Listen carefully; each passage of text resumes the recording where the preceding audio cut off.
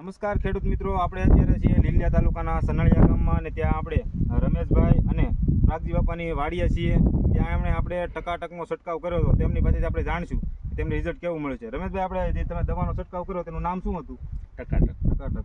કેટલા ml નાખ્યું? 20. કેવા કલરની દવા હતી? લાલ કલરની દવા હતી. તમે છંટકાવ નહોતો કર્યો ત્યારે તમારા કપાસમાં શું પરિસ્થિતિ હતી? સુસિયાની ઉભો દેખાતું. અત્યારે હાલમાં કાંઈ એમાં નથી દેખાતું. જેટલામાં 97 એમાં નથી દેખાતું. એમાં રિઝલ્ટ બહુ સારું છે. બહુ સારું છે. અને આખેરા આખો રાઉન્ડ આનો જ કરવાનો છે. આખો રાઉન્ડ ટકાટકનો ટકાટકનો જ કરવો છે. ખેડૂત મિત્રોએ થોડાક દિવસ પહેલા છંટકાવ કર્યો હતો. હવે આખો રાઉન્ડ ટકાટકનો કરવાનો છે એમ કહે છે, કેમ કે રિઝલ્ટ એમને બહુ સારું મળ્યું છે. આપણે પ્રાગજી બાપાને પૂછો. પ્રાગજી બાપા, તમે આ છંટકાવ કર્યો ત્યારે તમને કેવું રિઝલ્ટ લાગ્યું? સારું રિઝલ્ટ લાગ્યું. હવે આપણે આગળ બીજા બે ખેડૂતને ભલામણ કરશો કે છટાઈ કે કેમ? અરે સટાય જ ને, કેવી જ ને કે આ સટાય.